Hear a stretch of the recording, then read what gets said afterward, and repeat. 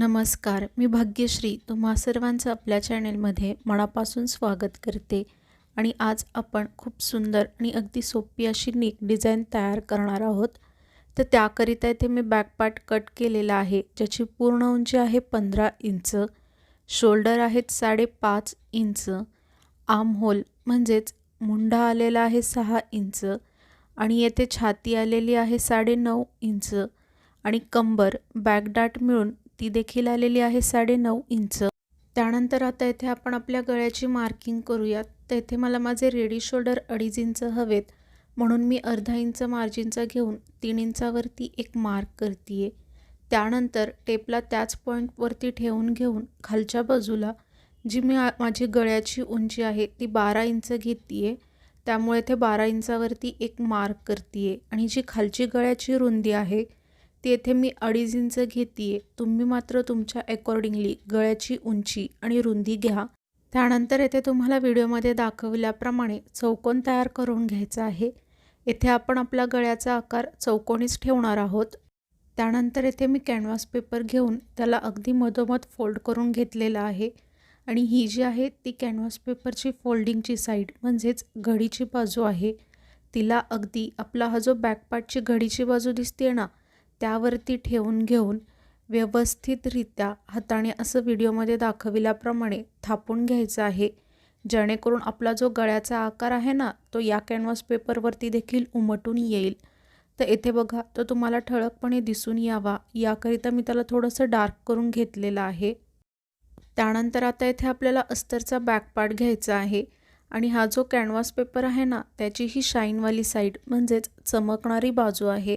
तर तिला खालच्या बाजूला ठेवून घेऊन ही जी अस्तरची सेंटर लाईन म्हणजेच मध्य लाईन दिसते ना ती आणि ही कॅनव्हास पेपरची सेंटर लाईन, खालचे देखील अस्तर आणि कॅनव्हास पेपरची मध्य लाईन एकमेकांवरती मॅच करत ठेवून घेऊन त्याला इथे प्रेस करून घ्यायचं आहे. तर इथे तुम्ही पाहू शकता, मी तुम्हाला सांगितल्याप्रमाणेच या कॅनव्हास पेपरला अस्तरच्या भागावरती प्रेस करून घेतलेला आहे. त्यानंतर येथे मी अस्तर आणि मेन फॅब्रिक घेऊन दोघांनाही अशा पद्धतीने राईट साईडवर राईट साईड म्हणजेच बरोबरीच्या बाजूवर बरोबरीची बाजू ठेवून घेतलेली आहे. त्यानंतर आता इथे आपल्याला व्हिडिओमध्ये दाखविल्याप्रमाणे ही जी आपल्या गळ्याची सेंटर लाईन म्हणजेच मध्य लाईन होती ना, तिला अगदी व्यवस्थितरित्या गळ्याच्या शेवटापर्यंत स्टिच करून घ्यायचं आहे सरळ. आपण येथे मध्य लाईनला याकरिता स्टिच करून घेतलं होतं, जेणेकरून आता बघा आपण ही जी साईडची लाईन स्टिच करतोय ना, ती स्टिच करत असताना म्हणजेच संपूर्ण जो तुमचा कोणताही गळ्याचा आकार असेल त्या आकाराला स्टिच करत असताना आपला जे अस्तर आहे ते आणि मेन फॅब्रिक इकडे तिकडे हलणार नाही आणि आपला गळ्याचा आकार अगदी व्यवस्थितरित्या जसा आपण ड्रॉ केला आहे तसाच स्टिच केला जाईल. याकरिता आपण त्याच्या मध्यावरती सगळ्यात अगोदर स्टिच करून घेतो आणि त्यानंतर आपण इथे जो कोणताही गळ्याचा आकार ड्रॉ केला असेल त्याला स्टिच करून घेतोय. तर इथे बघा, तुम्हाला व्हिडिओमध्ये दाखविल्याप्रमाणे हे ते जे टोक दिसतंय ना, आता बघा इथे टोक आलेलं आहे.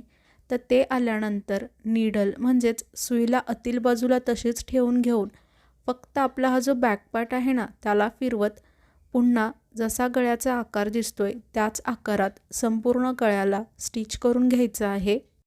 त्यानंतर येथे तुम्हाला व्हिडिओमध्ये दाखविल्याप्रमाणे संपूर्ण गळ्याच्या आतील बाजूस थोडंसं जास्तीचं कापड ठेवून संपूर्ण गळ्याची कटिंग व्यवस्थितरित्या कंप्लीट करून घ्यायची आहे. त्यानंतर आपण हे जे जास्तीचं कापड सोडलं होतं ना, त्यावरती व्हिडिओमध्ये दाखविल्याप्रमाणे छोटे छोटे कट्स संपूर्ण गळ्याभोवती देऊन घ्यायचे आहेत. त्यानंतर आता इथे आपल्याला हे जे आपलं अस्तर दिसतंय ना, त्याला व्हिडिओमध्ये दाखविल्याप्रमाणे आतील बाजूस म्हणजेच रॉंग साईडला अगदी व्यवस्थितरित्या पलटी करून घ्यायचं आहे. इथे मी तुम्हाला सांगितल्याप्रमाणेच जे आपलं अस्तर होतं ना त्याला आतील बाजूस पलटी करून घेतलेलं आहे. त्यानंतर आता इथे आपल्याला काय करायचं आहे, संपूर्ण गळ्याभोवती टॉप स्टिच देऊन घ्यायची आहे. म्हणजे इथे तुम्हाला जास्ती काहीच करायचं नाही आहे. जसा आपल्या गळ्याचा आकार दिसतोय त्याच आकारावरती पुन्हा एकदा तुम्हाला व्हिडिओमध्ये दाखविल्याप्रमाणे अगदी व्यवस्थितरित्या स्टिच करून घ्यायचं आहे. इथे गळ्याचा आकार स्टिच करत असताना एक गोष्ट लक्षात ठेवा. इथे बघा आपल्या गळ्याच्या आकाराचं टोक आलेलं आहे, तर तेथे स्टिच करत असताना नीडल म्हणजेच सुईला आतील बाजूस तशीच ठेवून घेऊन फक्त आपला हा जो बॅक पार्ट दिसतोय ना, त्याला अगदी व्यवस्थितरित्या व्हिडिओमध्ये दाखविल्याप्रमाणे फिरवून घ्यायचं आहे. आणि मग पुन्हा आपल्याला जो कोणताही तुम्ही गळ्याचा आकार घेतला असेल त्या आकारावरती त्याला स्टिच करून घ्यायचं आहे. तर इथे आपण चौकोनी गळ्याचा आकार घेतला होता, त्यामुळे इथे आपल्याला पुन्हा सरळ त्याला अगदी शेवटपर्यंत व्हिडिओमध्ये दाखविल्याप्रमाणे स्टिच करून घ्यायचा आहे. त्यानंतर हा जो आहे तो फॅब्रिक ग्लू आहे आणि त्याला व्हिडिओमध्ये दाखविल्याप्रमाणे अस्तरच्या चारही बाजूला लावून घेऊन जे हे आपलं अस्तर दिसतंय ना, त्याला या मेन फॅब्रिकवरती चिकटवून घ्यायचं आहे. इथे तुम्ही ही पद्धत न वापरता आपण नॉर्मली ज्या पद्धतीने अस्तर आणि मेन फॅब्रिक एकमेकांना चारही बाजूने स्टिच करून घेतो, ती देखील इथे तुम्ही पद्धत वापरू शकता. त्यानंतर हे जे जास्तीचं कापड दिसतंय ना, त्याला देखील अगदी व्यवस्थितरित्या व्हिडिओमध्ये दाखविल्याप्रमाणे कट करून घ्यायचं आहे. जर येथे तुम्ही अस्तर आणि मेन फॅब्रिक एकमेकांना चारही बाजूने स्टिच केलं असेल, तेव्हा देखील जे जास्तीचं कापड उरतं ना, त्याला देखील येथे तुम्हाला अगदी व्यवस्थितरित्या व्हिडिओमध्ये दाखविल्याप्रमाणे कट करून घ्यायचं आहे. त्यानंतर हे जे आपले दोन्ही बॅक डार्ट दिसत आहेत ना, त्याला व्हिडिओमध्ये दाखविल्याप्रमाणे स्टिच करून घ्यायचं आहे. येथे मी तुम्हाला हा एकच बॅक डार्ट स्टिच करून दाखवते आहे.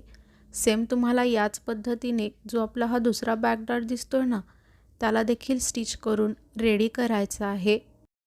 त्यानंतर येथे मी कमरेच्या बाजूला आपण नॉर्मली ज्या पद्धतीने अर्धा इंच मार्जिन घेऊन सरळ कमरपट्टीला शेवटपर्यंत स्टिच करून घेतो, सेम त्याच पद्धतीने येथे देखील मी या कमरपट्टीला स्टिच करून घेते आहे.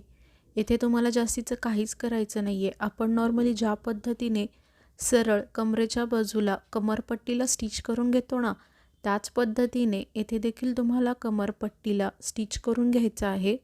त्यानंतर येथे मी गोल्डन कलरची लेस घेतलेली आहे आणि सगळ्यात अगोदर आपल्याला या लेसला हा जो भाग दिसतो ना, म्हणजेच ही खालची लाईन चौकोनची, त्यावरती ठेवून घेऊन व्हिडिओमध्ये दाखविल्याप्रमाणे अगदी व्यवस्थितरित्या त्याला स्टिच करून घ्यायचं आहे.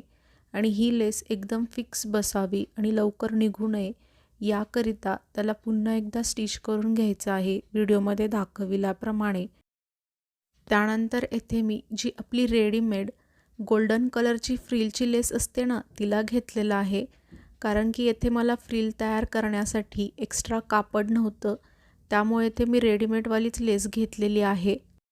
या अगोदरच्या व्हिडिओमध्ये मी कापडापासूनच गळ्याच्या डिझाईनसाठी फ्रिल तयार केली होती. जर तुम्हाला देखील फॅब्रिकपासूनच फ्रिल तयार करायची असेल तर तो व्हिडिओ तुम्ही नक्की पहा. त्याची लिंक मी डिस्क्रिप्शन बॉक्समध्ये देईल, जेणेकरून तुम्हाला देखील ही फ्रिल्स तयार करता येईल. तर येथे ही जी फ्रिल आहे, तुम्ही जर कापडापासून तयार केली असेल तर तिला घेऊन व्हिडिओमध्ये दाखविल्याप्रमाणे ही जी आपली गळ्याची सरळ लाईन दिसते ना, त्याच लाईनवरती ठेवून घेऊन व्हिडिओमध्ये दाखविल्याप्रमाणे अगदी व्यवस्थितरित्या स्टिच करून घ्यायचं आहे.